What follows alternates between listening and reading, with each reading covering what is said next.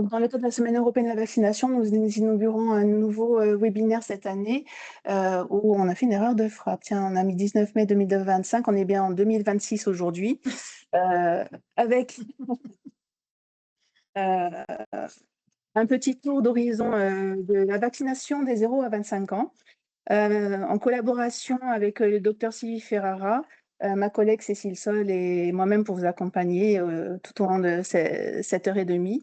Je vais laisser la parole à Cécile. Alors, bonjour à tous et à toutes, merci. Moi je suis chargée de projet, référente du centre ressources ETP et formatrice. Heu, Sophie Istrie. Sophie, tu veux te Alors, présenter? la plupart des gens me connaissent déjà, donc je Oui, suis ça Sophie y est. Stria. J'étais auparavant en charge de la du projet Semaine européenne de la vaccination et je suis documentaliste et référente formation sur les compétences psychosociales. Je sais que cette année, nous n'avons pas pu avoir les documents de la Semaine européenne de la vaccination. Je viens seulement de recevoir les cartons dans lesquels je me suis aperçue que finalement, les cartes postales que m'a envoyées Santé publique France sont du millésime 2025. Donc, je vais leur refaire une commande pour avoir les fameuses cartes postales 2026. Il faudra être encore un petit peu patient. Voilà pour les nouveautés vaccinales documentaires. Alors, peut-être que certains ne nous connaissent pas. On va vous faire une rapide présentation de promotion, Santé Corse. Donc nous sommes une association loi 1901 créée en 1989. On était, sous le nom de IREPS Corse et depuis 2025, nous avons, changé de nom, Promotion Santé Corse. Nous sommes une association de 7 salariés, un siège à Ajaccio et une antenne à Bastia. Nous sommes, l'objectif donc de Promotion Santé Corse, c'est d'améliorer la qualité des actions en éducation et promotion de la santé. Donc concrètement, nous accompagnons, les professionnels et les structures, demandeuses dans la mise en place de projets de prévention, adaptés au public et aux réalités du terrain. Nos publics sont variés. Nous travaillons, notamment avec les professionnels du médico-social, de l'éducation et de l'accompagnement, mais également les élus, les responsables politiques de santé, les étudiants et les bénévoles.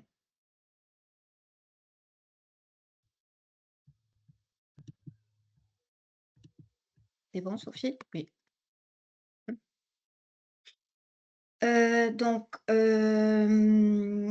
Rapidement, nos principales compétences, missions et actions. Notre travail repose sur plusieurs domaines de compétences, complémentaires. Nous intervenons dans le champ de la communication et de la documentation, afin de diffuser des ressources fiables et accessibles et adaptées aux besoins des professionnels et des publics. Nous avons également un pôle ingénierie de projet et de formation, c'est-à-dire qu'on accompagne tous les acteurs dans la conception, la mise en œuvre et l'évaluation de leurs projets de santé, mais aussi dans le développement des compétences, professionnelles. Un autre axe important, qui concerne l'animation et la coordination du territoire, donc à travers les contrats locaux de santé, pour favoriser en tout cas le lien entre les partenaires, favoriser les dynamiques, locales et encourager le travail en réseau. Et nous nous appuyons sur une approche, communautaire et participative, donc qui place les personnes et les publics au cœur des actions, menées. Concernant nos missions, alors plusieurs thématiques, structurent nos interventions. Donc on travaille bien entendu autour de la promotion de la santé avec une approche globale de la prévention et des réductions des inégalités de santé. On propose également des ressources et des accompagnements autour de l'éducation thérapeutique du patient pour soutenir les professionnels, les personnes concernées par les maladies chroniques.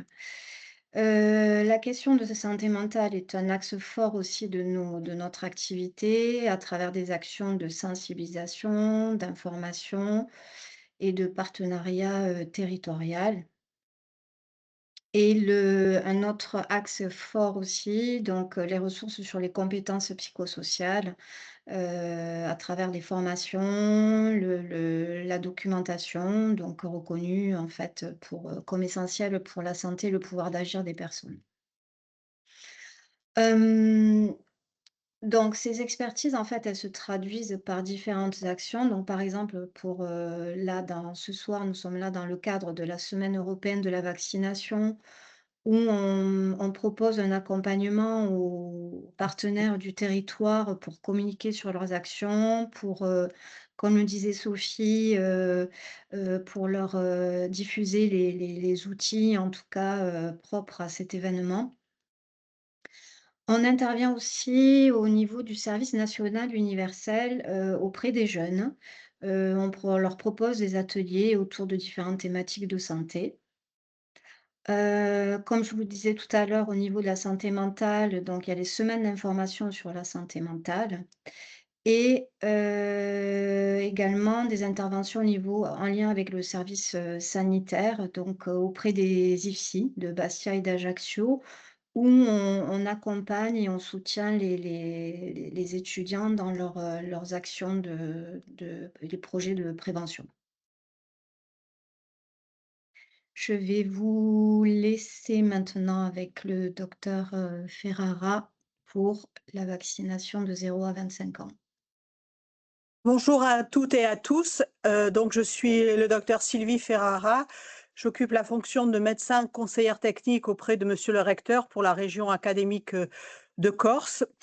Je participe à la Semaine européenne de la vaccination depuis sa création en région Corse et j'ai répondu à une demande de Promotion Santé Corse pour animer ce webinaire. Donc, dans un premier temps, je vous apporterai une définition classique de la vaccination, des notions de droits internationaux en matière de vaccination, qu'est-ce qu'il en est du cadre juridique français, un focus sur les infections invasives à méningocoque puisqu'il y a de nouvelles préconisations. On abordera le calendrier vaccinal simplifié, toujours chez les enfants, les adolescents et les jeunes adultes. Qu'est-ce qu'il faut faire en cas de refus de vaccination? Et une diapositive plutôt positive pour terminer sur l'adhésion à la vaccination.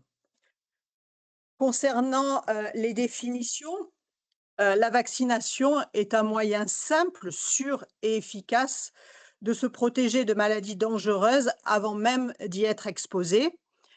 Elle utilise les défenses naturelles de l'organisme pour développer une résistance à des infections spécifiques et renforcer le système immunitaire. Vacciner consiste donc à administrer une préparation spécifique d'un agent infectieux pour induire une réponse immunitaire et protéger contre une infection et ses complications. Les vaccins dits préventifs permettent de prévenir l'apparition d'une maladie d'origine infectieuse ou d'en limiter sa sévérité. Concernant le droit international, la Convention internationale des droits de l'enfant, la CIDE, adoptée par l'Assemblée générale des Nations unies en 1989, pose deux articles fondamentaux pour la vaccination. L'article 3, qui concerne l'intérêt supérieur de l'enfant, qui doit être une considération primordiale. En effet, les États membres de cette convention s'engagent à assurer à l'enfant la protection et les soins nécessaires à son bien-être, compte tenu des droits et des devoirs de ses parents. Je ne le lirai pas dans sa totalité. Ils prennent à cette fin toutes les mesures législatives et administratives appropriées. Concernant l'article 24, il stipule le droit de jouir du meilleur état de santé possible et l'obligation de développer les soins de santé préventifs, de lutter contre les maladies transmissibles. La CIDE implique donc pour les États membres la mise en place de programmes nationaux de vaccination, la disponibilité et l'accessibilité financière aux vaccins, ainsi que la lutte contre les inégalités territoriales. Elle consacre la vaccination comme une mesure de protection collective, en particulier, comme vous le voyez, en permettant de protéger les plus vulnérables, à prévenir les épidémies et engage une responsabilité intergénérationnelle, ce qui peut s'appeler d'une autre façon le cocooning. Mais on verra ce dont il s'agit. L'Organisation mondiale de la santé, elle, dirige et coordonne la santé mondiale au sein du système des Nations unies. Elle définit les orientations générales en matière d'élimination de certaines maladies dans le monde. Par exemple, différents programmes existent, en particulier celui concernant l'élimination de la rougeole et de la rubéole, programme pour la vaccination à l'horizon 2030, afin de diminuer la mortalité liée à la rougeole et d'éradiquer ces deux maladies. Vous savez qu'à l'heure actuelle, il y a une épidémie à l'échelle de l'Europe, de la France, concernant la rougeole, et de nombreux messages d'alerte ont été envoyés à l'ensemble des médecins et nous, au sein de la région académique de Corse. Fin 2024, seulement 81 pays, c'est-à-dire 42%, avaient éliminé la rougeole. Donc, vous voyez que cet objectif est encore assez loin. Par contre, nous sommes sur le point d'atteindre l'éradication de la poliomyélite, puisque le projet a été lancé depuis 1988 et l'éradication est sur le point d'être atteinte, puisque le nombre de cas a baissé de 99% à l'échelle de la planète. Alors, l'impact de la vaccination a permis à l'heure actuelle d'éradiquer une seule maladie, la variole, dès 1980, mais par contre permet de réduire l'incidence de nombreuses maladies comme la diphtérie, le tétanos, la poliomyélite. Une petite aparté pour la diphtérie qui, selon les dernières notions d'épidémiologie, il y a une petite recrudescence dans certains pays comme en Afrique, et la vaccination a évidemment permis et permet toujours de sauver des millions de vies chaque année dans le monde. Concernant à proprement parler le cadre juridique français, il faut tenir compte à la fois du Code de la santé publique, du Code civil et du Code pénal en matière de vaccination.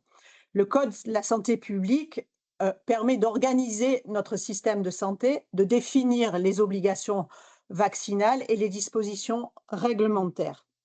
Le Code civil en matière de vaccination fixe le cadre juridique de la vie privée, statut des personnes et de la famille et tient compte de l'autorité des responsables légaux en tant que responsabilité civile. Concernant le code pénal, il définit les infractions et les sanctions, notamment l'article 227-17 relatif à la mise en péril de la santé et de la moralité des mineurs. On reviendra sur ces différents codes. Concernant, diapo suivante, le Code de la santé publique, et plus particulièrement l'article 3111-1, dispose que la politique en matière de vaccination est élaborée par le ministre chargé de la Santé, qui fixe les conditions d'immunisation, énonce les recommandations nécessaires et rend public le calendrier des vaccinations après avis de la HAS, la Haute Autorité de Santé. Depuis donc la découverte du vaccin contre la variole en 1796 par Jenner, puis il y a eu les travaux de Pasteur qui ont marqué le début de l'histoire vaccinale. Environ une soixantaine de vaccins sont aujourd'hui à la disposition de notre population. Certains vaccins sont dits obligatoires et d'autres sont recommandés. Concernant les différents événements législatifs, ce tableau m'a été inspiré d'Infovac. Je l'ai actualisé selon ce que je souhaitais vous apporter. Nous voyons qu'il y a eu une progression depuis le XXe siècle dans les obligations vaccinales. La loi du 15 février 1902 a stipulé la première obligation vaccinale contre la variole. Depuis, Cette vaccination, comme je vous l'ai déjà dit, a complètement été suspendue, et cela dès mai 1984. En 1930, c'est la vaccination contre la diphtérie qui a été rendue obligatoire d'abord pour les enfants, puis lors d'entrée en collectivité. En 1940, c'est la vaccination contre le tétanos. De 1950 à 1960, la vaccination contre la tuberculose par le BCG, qui a été suspendue en 2007, tout en restant fortement recommandée dans certaines régions, en particulier en Île-de-France. En 1963, la vaccination contre la poliomyélite a été rendue obligatoire.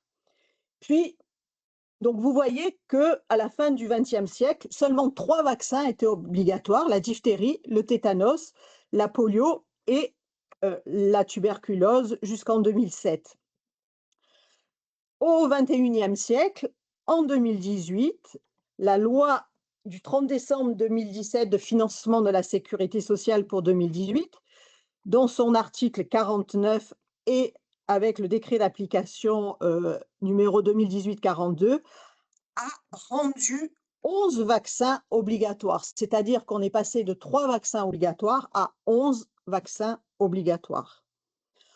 En 2023, la loi du 26 décembre 2023 de financement de la sécurité sociale de 2024 et son décret d'application a étendu cette obligation vaccinale aux infections invasives à méningocoque B et ACWY.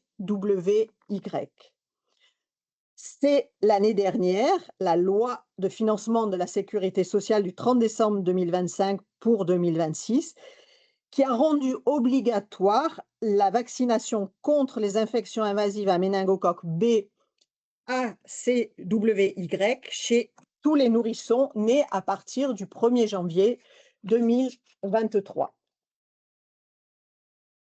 Cet article 3111 modifié stipule que les vaccinations suivantes sont obligatoires, sauf contre-indication médicale retenue, dans des conditions d'âge déterminées par décret en Conseil d'État, pris après avis de la Haute Autorité de Santé.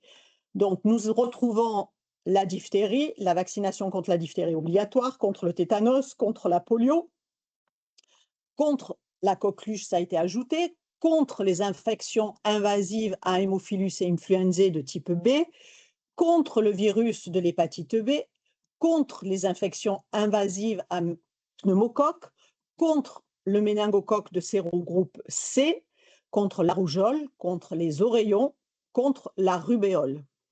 Donc, tous les enfants nés à partir du 1er janvier 2018 ont l'obligation d'être vaccinés contre ces 11 vaccins. La deuxième partie de l'article 3111-1 engage la responsabilité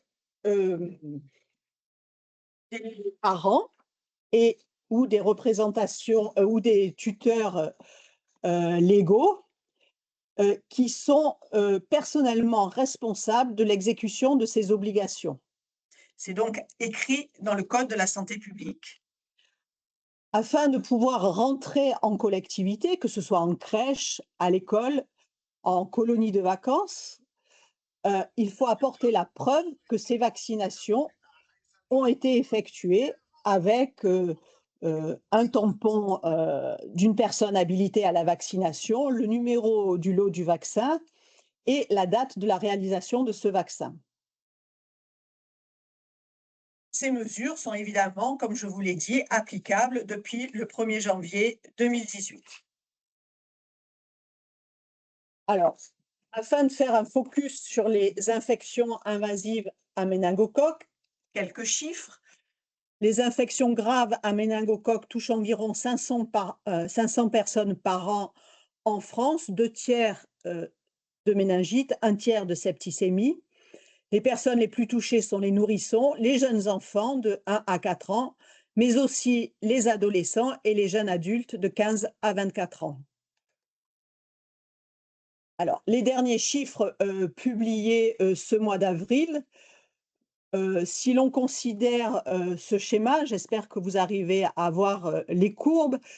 Nous voyons qu'en 2024, sur la gauche du schéma figure le nombre de cas et en bas figurent les mois de l'année.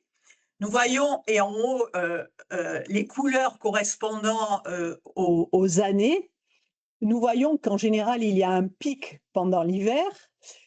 Je m'arrêterai juste sur les derniers chiffres. En 2024, il y avait 615 cas d'infection invasive à méningocoque déclarés en France, soit le nombre le plus élevé depuis 2010. Donc, vous voyez que c'était bien avant la crise sanitaire. Et en janvier 2025, il y a eu une augmentation des infections invasives à méningocoque, plus 2% par rapport à 2024, 628 cas, c'est le pic qu'on voit en bleu sur la courbe bleue. Et une supposition, c'est qu'il y a un pic pendant l'hiver.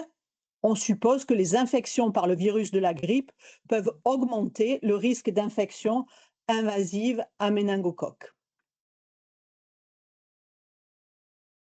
Alors, le nombre de cas d'infection invasive à méningocoque en 2025 par classe d'âge, pour vous montrer qu'avant l'âge de 1 an, il y a quand même 60 cas, ce qui fait 9,7 pour 100 000 habitants, qu'à l'âge de 15-24 ans, il y a 102 cas, ce qui fait un pourcentage de 1,2 taux pour 100 000 habitants. Diapo suivante.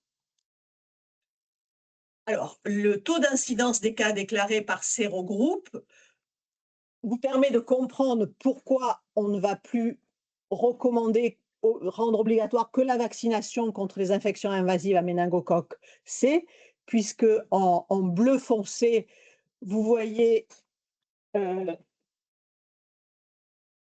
qu'il y a 279 cas d'infection invasive du sérogroupe B, soit 46% des cas, 178 cas en violet d'infection invasive à méningocoque du sérogroupe W, soit 29%, 143 cas de sérogroupe Y, soit 23%. Hein, ce sont les derniers chiffres publiés en 2025, et que les infections invasives à méningocoque C ne représentent plus que 4,1%. 8%, ce sont des autres sérotypes. Sur ce diagramme en bâton, où vous avez le nombre de cas sur la gauche et le nom des sérogroupes en bas, vous voyez qu'il y a quand même, concernant le premier bloc de diagramme en bâton, une prépondérance du sérogroupe B en France, avec une augmentation régulière ces 3 dernières années, que le deuxième bloc de diagramme en bâton concerne les infections invasives à méningocoque C. Vous voyez qu'il y a une chute très nette qui est due en partie à la vaccination, qui est due certainement à la vaccination, à l'obligation vaccinale depuis 2018. Le troisième bloc concerne le sérogroupe W, qui est en augmentation également croissante. Et le dernier bloc, c'est le sérogroupe Y, qui est également en augmentation. Donc, ces statistiques justifient de changer les obligations vaccinales et de rendre le vaccin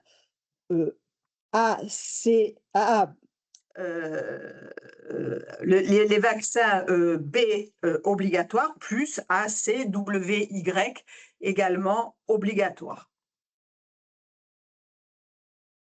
Alors, les infections à méningocoque, pour ceux qui seraient moins au courant, je dirais, peuvent être présents.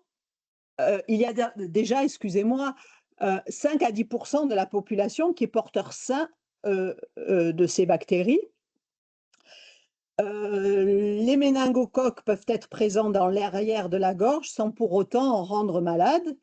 Donc, ce qui vous explique qu'il y a 5 à 10% de la population porteuse de la bactérie sans symptômes.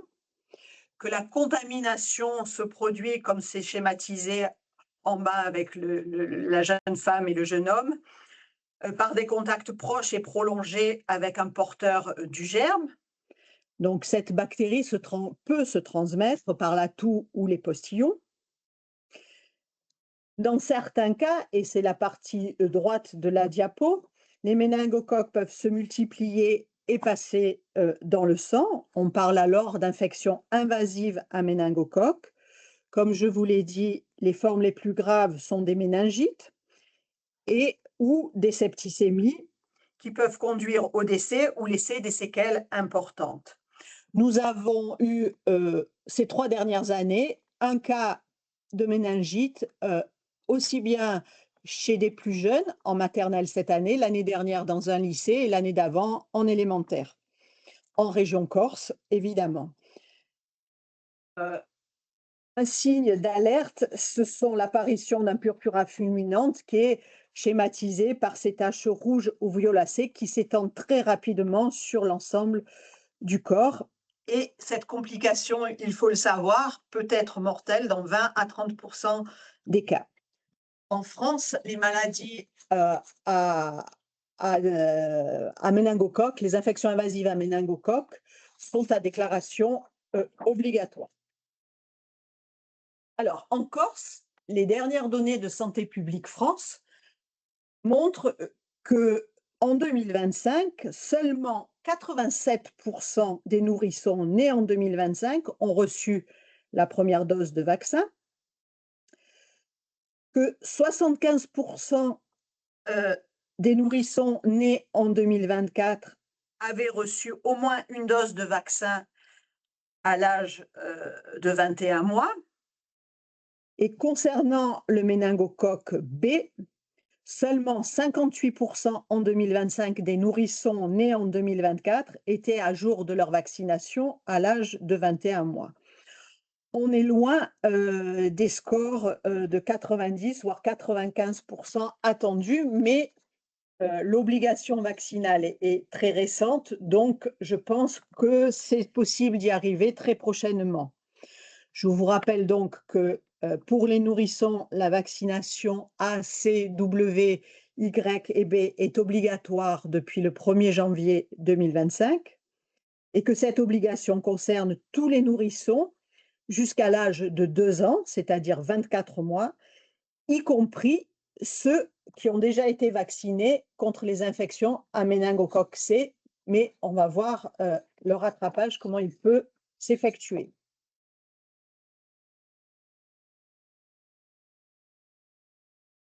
Alors, la vaccination à méningocoque, ce qui a changé en 2025, le nouveau schéma vaccinal montre qu'il est important de recevoir une dose de vaccin tétravalent ACWY à l'âge de 6 mois et qu'il est nécessaire d'avoir une dose de rappel à 12 mois de façon à entraîner une immunisation durable. Ça, c'est le schéma recommandé qui est affiché dans le calendrier vaccinal.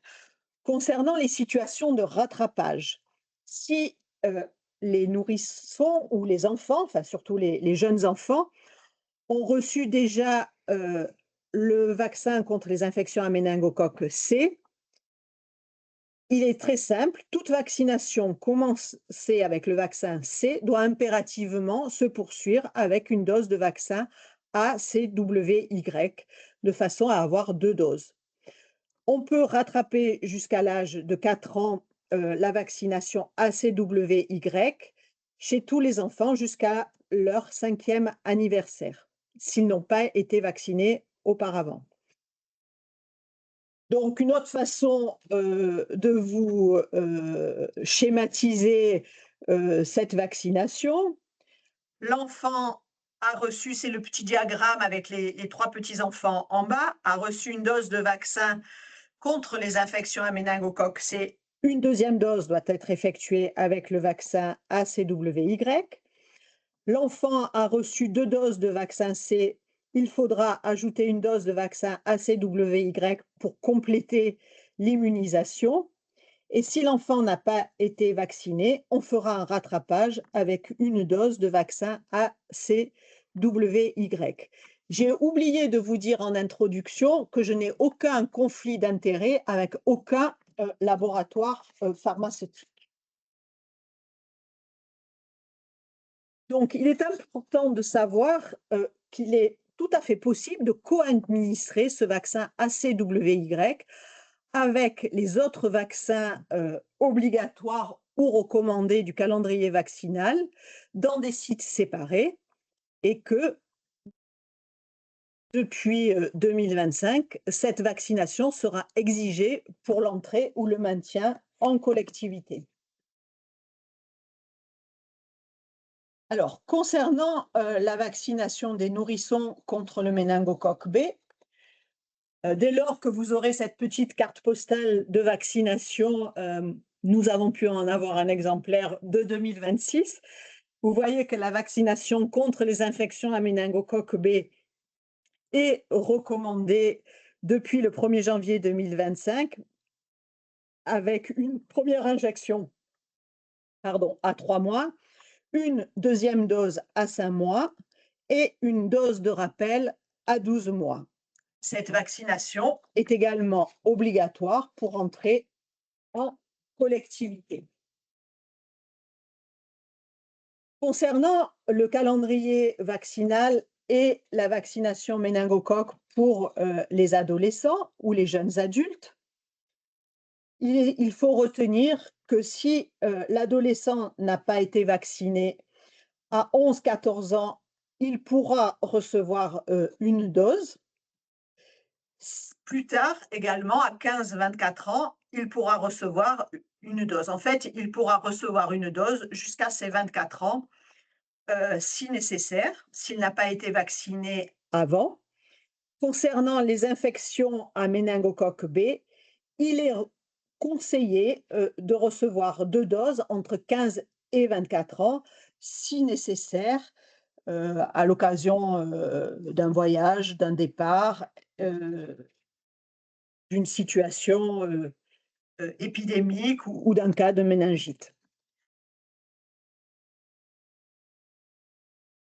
Si on fait un focus sur notre région, en 2025, 10% des adolescents de 11 à 14 ans ont reçu une dose de vaccin contre les méningocoques ACWY.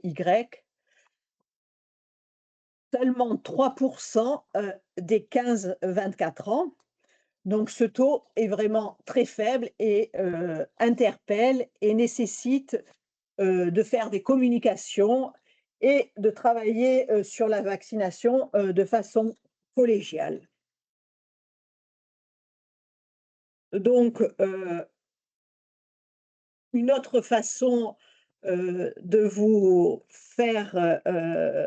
vous montrer les stratégies de rattrapage. À l'adolescence, si on n'a pas été vacciné, c'est une dose unique, quel que soit l'historique vaccinal, qu'on ait eu du méningocoque C ou pas. Entre 15 et 25 ans, si on n'a pas été vacciné, c'est toujours une dose unique de méningocoque ACWY. Pour le méningocoque B, on pourra proposer un schéma à 2 doses à au moins 1 mois d'intervalle. Ce qui est nouveau, c'est que dans cette tranche d'âge, le vaccin est maintenant remboursé. Cette décision a été prise très récemment. Pour en terminer des obligations, je vous rappelle donc qu'il y a 11 vaccins obligatoires depuis 2018 pour tous les nourrissons nés depuis le 1er janvier 2018, en suivant les recommandations du calendrier vaccinal en cours. Concernant les vaccins contre les méningocoques, l'obligation s'applique à tous les nourrissons nés depuis le 1er janvier 2023. Concernant la vaccination obligatoire diphtérie, tétanos, polio, c'est la primo-vaccination avec une première dose puis une deuxième dose et une dose de rappel qui reste obligatoire pour tous les enfants. Les rappels à l'âge de 6 ans et à 11 ans sont simplement recommandés, mais fortement recommandés. J'ai écrit d'étécoque polio. Pourquoi? Parce qu'à l'heure actuelle, il n'y a plus que ce vaccin qui est commercialisé.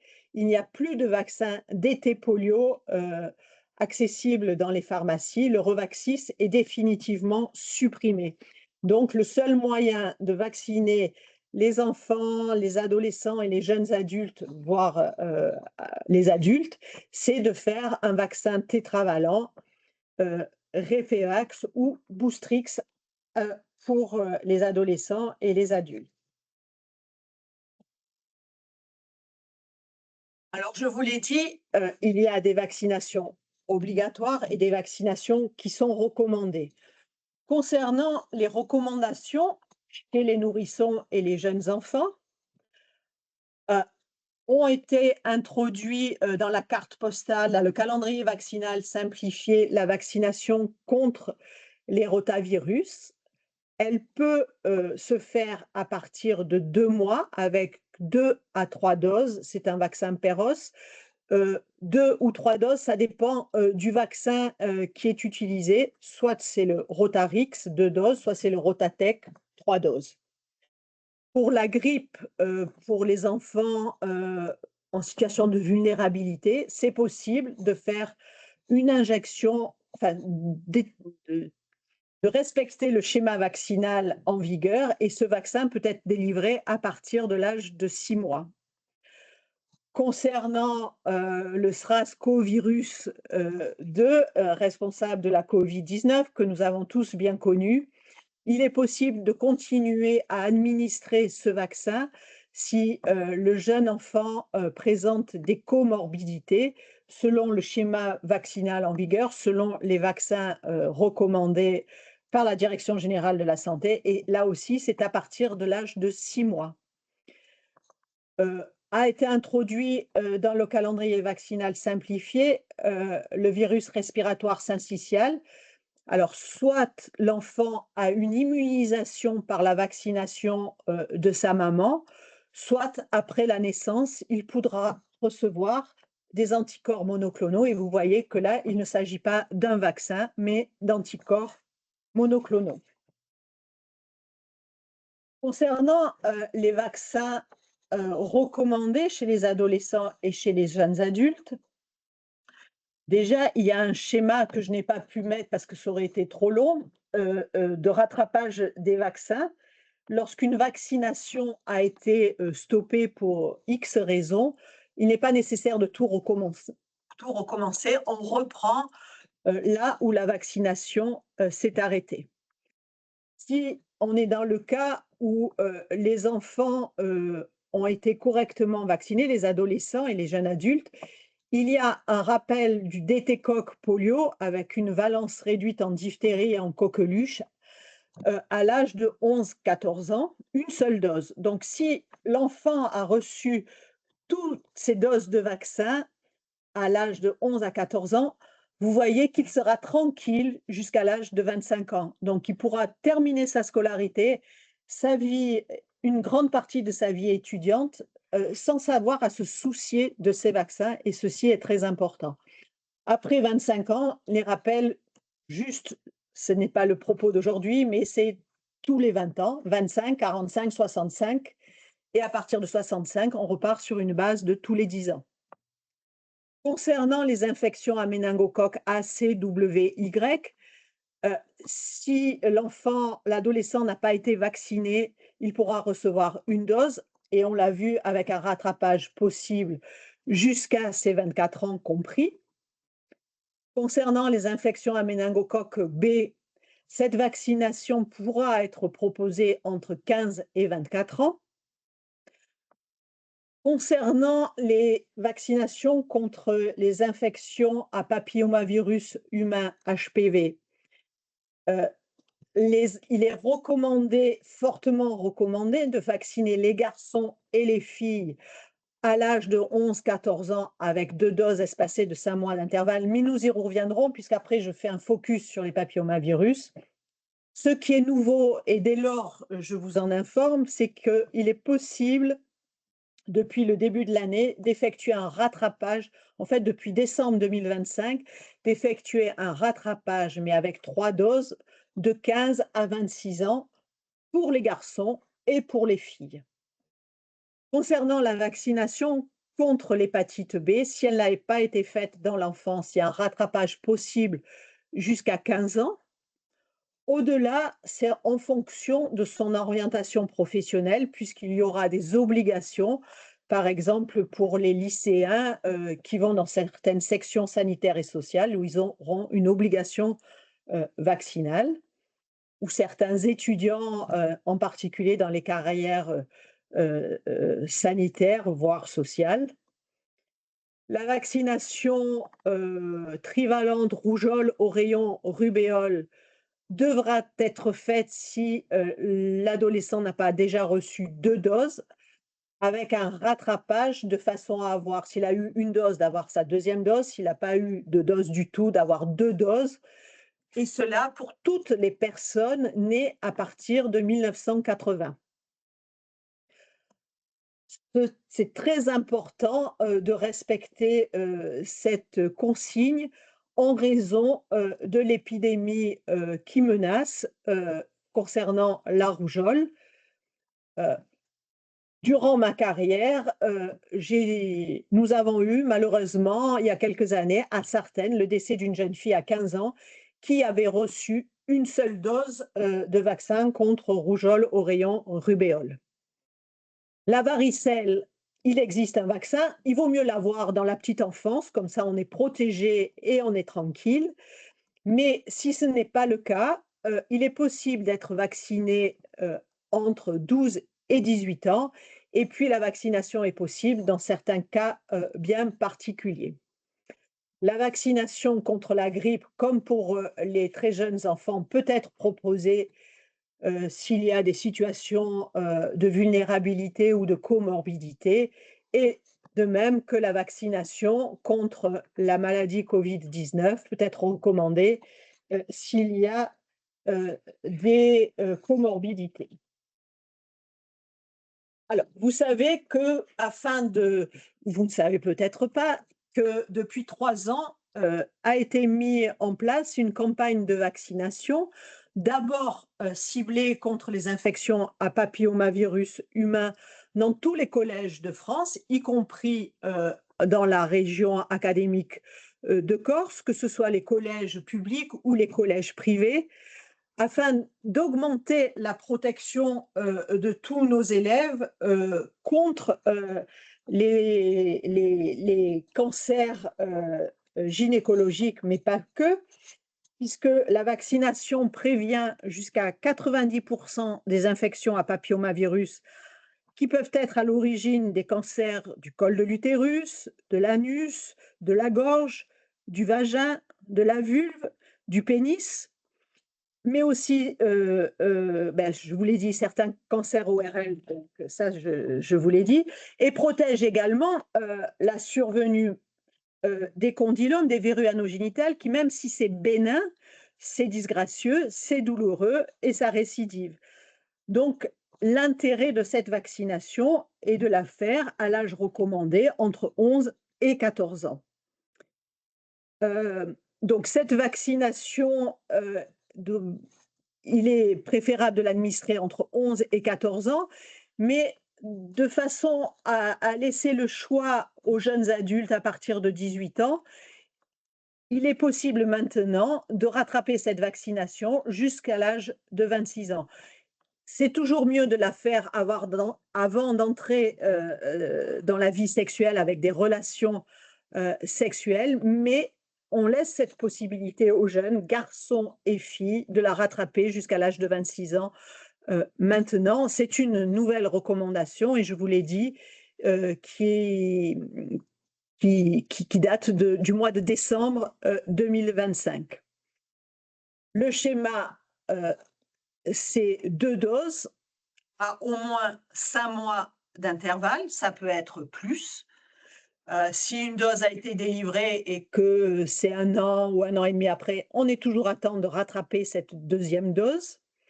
Que cette vaccination est gratuite totalement, dans tous les collèges pour tous, les collégiens, en classe de 5e, voire de 4e. Que, cette vaccination dans les collèges permet de réduire les inégalités territoriales et sociales de santé, lorsqu'on sait qu'une dose de vaccin coûte aux alentours de 150 €, la vaccination dans les collèges est, à mon avis, une bonne chose pour toucher le plus grand nombre d'élèves. Et puis, il y a un effet boule de neige pour l'avoir mené à titre expérimental de 2007 à 2011. On pleure pas, on fait comme le copain, on vient. Il y a un entraînement qui se passe au sein des différentes classes. Et puis, il est très important, même dans le privé, de cibler cette vaccination afin de réduire considérablement l'incidence des cancers liés au papillomavirus, avec un objectif en 2030 d'arriver à une couverture de 80%.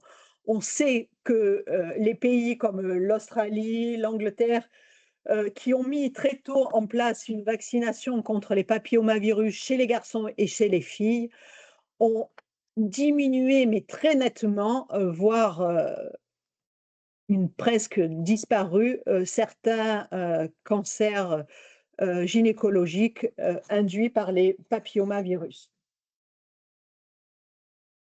Si on fait un focus sur notre région, en 2025, seulement 43% des filles à l'âge de 16 ans ont un schéma complet à 2 doses.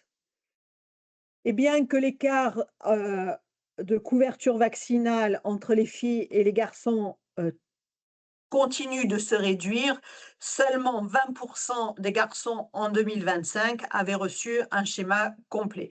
Donc, nous avons encore un gros travail à effectuer. Alors, je vous en parlais au début. Nous avons vu que le code de la santé publique était très important en matière de vaccination, mais il y a aussi le code civil et le code pénal.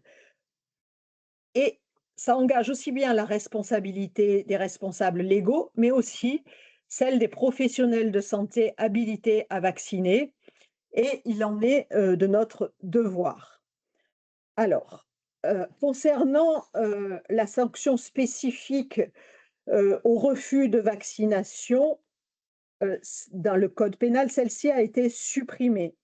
Mais parce que le fait de ne pas faire vacciner son enfant le met en danger et peut mettre en danger les autres, on connaît tous l'intérêt collectif de la vaccination.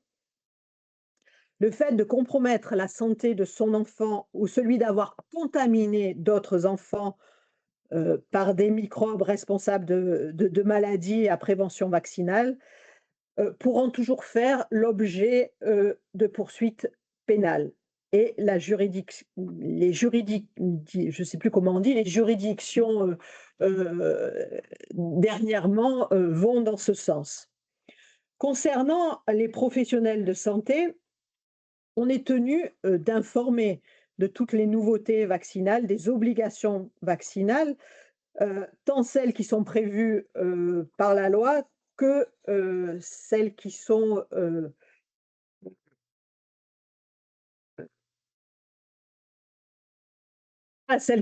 les obligations vaccinales qui sont inscrites dans le code de la santé publique, mais aussi nos responsabilités déontologiques. Et de ce fait, si nous ne les respectons pas, nous pouvons être poursuivis à la fois par les juges et par les ordres auxquels nous appartenons, puisque un médecin peut vacciner, un pharmacien peut vacciner, une infirmière peut vacciner, une sage-femme peut vacciner. D'autre part, il faut savoir que lorsqu'on établit un certificat de contre-indication à une vaccination, celui-ci visera obligatoirement une vaccination, mais pas l'ensemble, des vaccins. Il y a une petite coquille en bas sur cette diapo.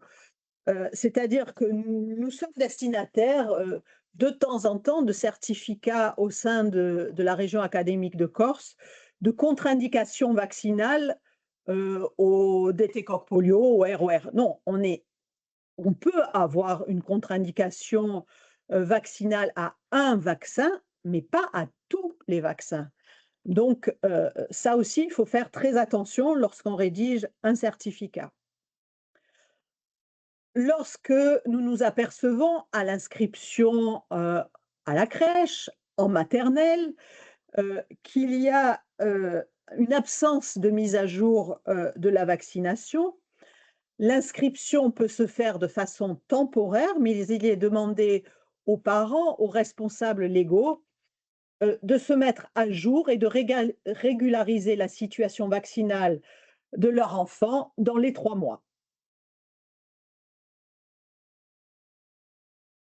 Alors, je remercie Madame Brémondi de s'être connectée euh, parce que j'ai retenu du diagnostic territorial partagé, travail qu'elle a mené lors de son stage à l'ARS et l'ARS en a été informée euh, de sa restitution qu'elle a présentée publiquement en avril 2026 de prendre une de ces diapos de conclusion, puisqu'elle rejoint l'enquête de Santé publique France qui a été publiée le 27 avril 2026, pardon, comme quoi en 2024, 75% des 18-25 ans se déclarent favorables à la vaccination d'une façon générale. Donc, nous avons espoir de dynamiser les campagnes de vaccination et d'améliorer le taux de couverture vaccinale.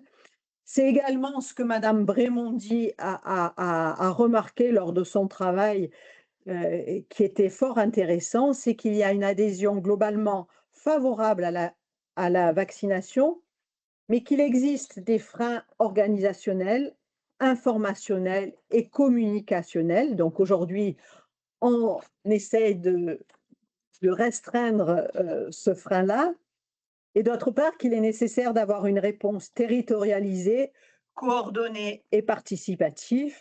C'est pour ça que je vais ouvrir le débat maintenant. Je vous remercie et j'espère que l'ensemble des jeunes enfants, des adolescents et jeunes adultes mettront à jour leur système immunitaire en matière de vaccination.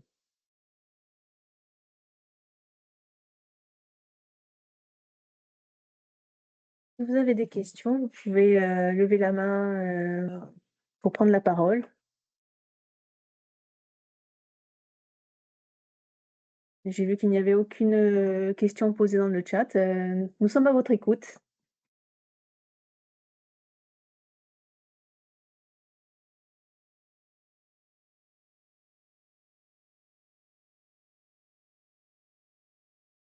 Il y a une main levée. Ouais, Oui, oui, Guillaume. bonjour. Guillaume. Du coup, Guillaume Euzet, épidémio à Santé publique France. Merci ouais, pour toutes les données que tu as partagées. Juste ouais, un point général, mais sur l'ensemble des valences, en fait. Euh, sur, sur toutes les valences, ouais. En fait, la Corse, les couvertures vaccinales en Corse sont toujours inférieures au niveau national. Du coup, au-delà des chiffres par valence, ce qu'il faut retenir, en fait, c'est que bah voilà, les couvertures vaccinales sont inférieures, on est moins bon qu'au niveau national. Et même l'adhésion à la vaccination, même si elle est assez élevée, comme l'a dit Sylvie, à 75% aux 3/4, en fait, on est la région hexagonale avec les taux d'adhésion les plus faibles. Donc au-delà des chiffres, c'est aussi ça à retenir.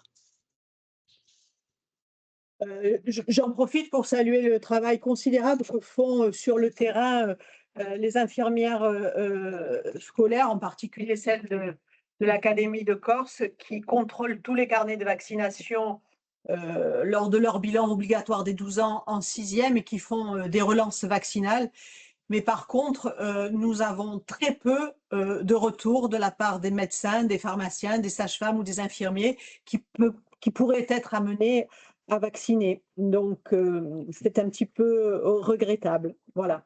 Et je tiens à dire également que lors des campagnes de vaccination, si au début, la campagne de vaccination a été ciblée contre les infections à papillomavirus, depuis cette année est associée la vaccination contre les infections à méningocoque ACWY, mais aussi la possibilité aux familles de faire rattraper les autres vaccinations pour leurs enfants parce que certains sont dans des collèges en milieu ruraux, qu'il n'y a pas d'accessibilité ou qu'ils n'ont pas de moyens de transport pour descendre, par exemple, le mercredi après-midi, les enfants dans un lieu de vaccination.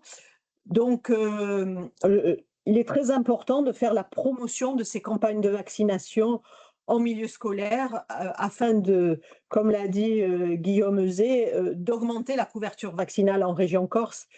Il y a quelques années, on était quand même bien meilleur et c'est fort regrettable.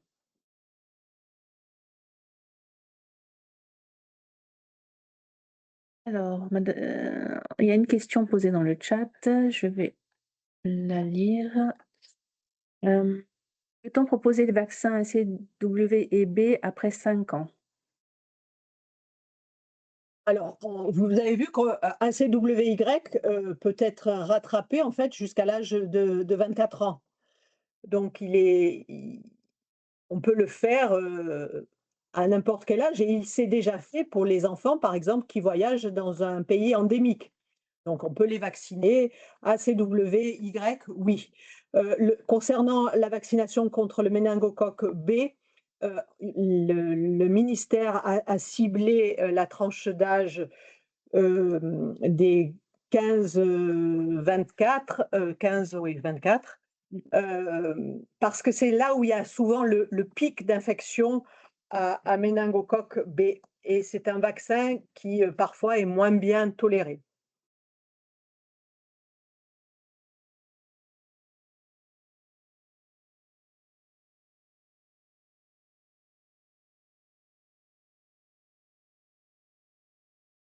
Alors, oui, Madame Revel.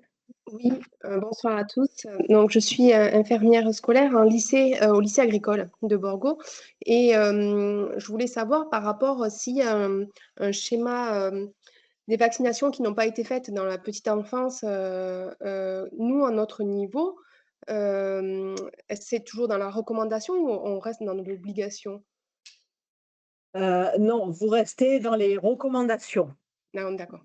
Voilà. Par contre, s'il y a, par exemple, dans le milieu agricole, il est très important d'être vacciné contre le tétanos. S'il n'y a jamais eu de vaccination, il y a l'obligation de faire 2 doses et une dose de rappel. Très bien. Merci. Alors, il y a monsieur ou madame Jonca qui demande si, pour la vaccination ACW et B, si, la vaccination entre 5 ans et 11 ans est prise en charge ou pas? Oui, maintenant, les vaccins sont remboursés. C'est très récent, hein. Oui, madame Estève? Oui, c'est bon, vous m'entendez? Oui. Oui, bonjour. Je voulais revoir parce que là, je me suis retrouvée à faire des bilans infirmiers pour les CP, voire les CE1, et je me suis retrouvée avec des enfants qui n'avaient pas leur vaccination obligatoire et des parents qui étaient plutôt en revendication de ne pas les faire ou qui se demandaient pourquoi je m'en inquiétais. Je crois que c'est aux mairies ou aux directeurs d'école de s'en occuper, mais de plus en plus, ces 2 personnes s'en déchargent. Et c'est vrai qu'on se retrouve avec des enfants. Là, ça fait plusieurs fois, 3-4 fois que je me retrouve avec des enfants qui ne sont pas vaccinés. Et moi, je rejoins le docteur Ferrara. J'ai plusieurs parents qui m'ont appelé sur le collège qui, quand on proposait la vaccination aux élèves de 5e, il y avait des enfants qui étaient scolarisés de la même fratrie plus grands, qui étaient en 3e ou parfois en 4e et dont les parents auraient bien aimé qu'on puisse proposer la vaccination. C'est juste une information que j'avais peut-être pas donnée lors des retours parfois qu'on faisait des vaccinations HPV, mais il y a même certains parents qui seraient prêts à ce qu'on vaccine au sein de l'établissement d'autres enfants pour d'autres vaccins sur le lieu, sur le collège, quoi. Alors, on peut vacciner en 5e, on va vacciner en 5e et en 4e normalement l'année prochaine. C'est ce qu'on avait, c'est en cours de discussion au sein du COPIL vaccination, puisque concernant les campagnes de vaccination, nous n'avons pas la main directement sur cette campagne de vaccination. Elle est gérée, et le docteur Méchin, j'ai vu qu'il s'était connecté, par l'ARS et les centres de vaccination.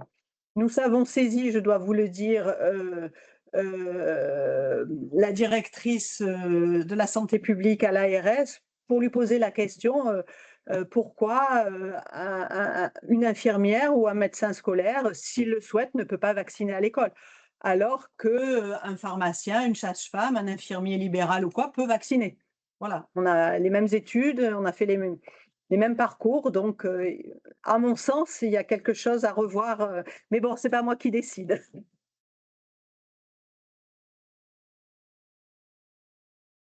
Après, j'ai une autre question de Madame Batana Donini. Pour un collégien venant du Maroc, par exemple, qui n'a pas de carnet de vaccination et qui ne sait pas contre quoi il a déjà été vacciné, est-ce qu'on refait tout le schéma depuis le début?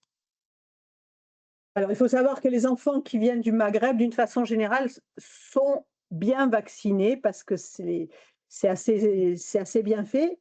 Mais dans le doute, s'il n'y a aucune preuve vaccinale, 2 injections de DT-Coq polio et un rappel à 1 mois, à 1 an, c'est nécessaire. Les autres sont recommandés.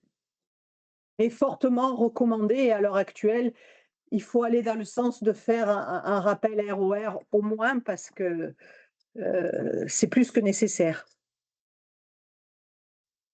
Merci beaucoup.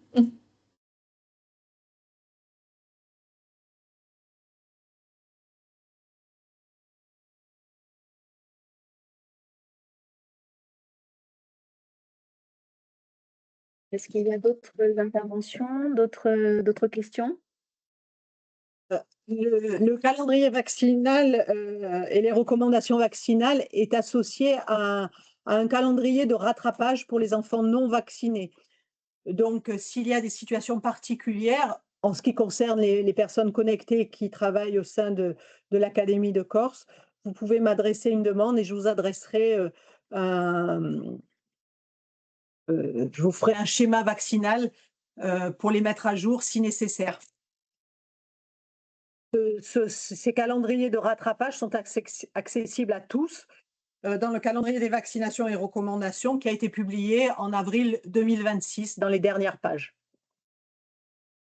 On peut le retrouver sur le site du ministère et sur le site mesvaccins.net. Écoutez, s'il n'y a pas d'autres questions, je vous remercie de nous avoir suivis pour ce webinaire. On